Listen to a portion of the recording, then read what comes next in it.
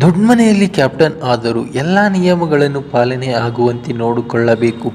ಒಂದೊಮ್ಮೆ ಯಾರಾದರೂ ನಿಯಮ ಮೀರಿದರೆ ಅವರಿಗೆ ಶಿಕ್ಷೆ ಕೊಡಬೇಕು ಅಧಿಕಾರ ಕ್ಯಾಪ್ಟನ್ಗೆ ಇರುತ್ತದೆ. ಈ ವಾರ ಭವ್ಯಗೆ ಆ ವಿಶೇಷ ಅಧಿಕಾರ ಇತ್ತು. ಅವರು ಕೂಡ ನಿಯಮ ಮೀರಿದ್ದಾರೆ. ಬಿಗ್ ಬಾಸ್ ಕನ್ನಡ ಸೀಸನ್ 11ರಲ್ಲಿ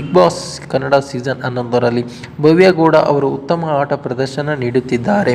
ಅವರು ಈ ವಾರದ ಕ್ಯಾಪ್ಟನ್ ಆಗಿಯೂ ಆಯ್ಕೆ ಆಗಿದ್ದಾರೆ. ಈಗ ಅವರಿಗೆ ಕರ್ಮ ಸುತ್ತಿಕೊಂಡಿದೆ. ಮಾಡಿದ ತಪ್ಪಿಗೆ ಅವರು ಶಿಕ್ಷೆ ಅನುಭವಿಸುತ್ತಿದ್ದಾರೆ. ದೊಡ್ಡ ಮನೆಯಲ್ಲಿ ಕ್ಯಾಪ್ಟನ್ ಆದವರು ಎಲ್ಲ ನಿಯಮಗಳನ್ನು ಪಾಲನೆ ಆಗುವಂತೆ ನೋಡಿಕೊಳ್ಳಬೇಕು. ಒಂದೊಮ್ಮೆ ಯಾರಾದರೂ ನಿಯಮ ಮೀರಿದರೆ ಅವರಿಗೆ ಶಿಕ್ಷೆ ಕೊಡುವ ಅಧಿಕಾರ ಕ್ಯಾಪ್ಟನ್ಗೆ ಇರುತ್ತದೆ. ಈ ವಾರ ಭವ್ಯಗೆ ಆ ವಿಶೇಷ ಅಧಿಕಾರ ಇತ್ತು. ರಜತ್ ಅವರು ದೊಡ್ಡಮನೆ ವೈಲ್ಡ್ ಕಾರ್ಡ್ ಎಂಟ್ರಿ ಮೂಲಕ ಎಂಟ್ರಿ ಪಡೆದಿದ್ದಾರೆ. ಅವರು ಮೊದಲನೇ ದಿನವೇ ಎಡವಿದ್ದಾರೆ. ಅವರು ಮೈಕ್ ಹಾಕುವುದನ್ನು ಮರೆತಿದ್ದರು. ಈ ಕಾರಣಕ್ಕೆ ಭವ್ಯ ಶಿಕ್ಷೆ ನೀಡಿದರು. ಮಾಡಿದ ತಪ್ಪಿಗೆ ದೇವರು ಕೋಣೆ ಎದುರು ನಿಂತು 10 ಊಟ ಬಸ್ ಹೊಡಿ ತೆಗೆದಿದ್ದರು. ಈಗ ಕ್ಯಾಪ್ಟನ್ ಆಗಿ ಭವ್ಯ ಅವರೇ ಮೈಕ್ ಹಾಕುವುದನ್ನು ಮರೆತಿದ್ದಾರೆ. ಇದನ್ನು ಬಿಗ್ ಬಾಸ್ ಘೋಷಣೆ ಮಾಡಿದ್ದಾರೆ. ಭವ್ಯ ನಿಮ್ಮ ಮೈಕನ್ನು ಧರಿಸಿ ಎಂದರು ಬಿಗ್ ಬಾಸ್.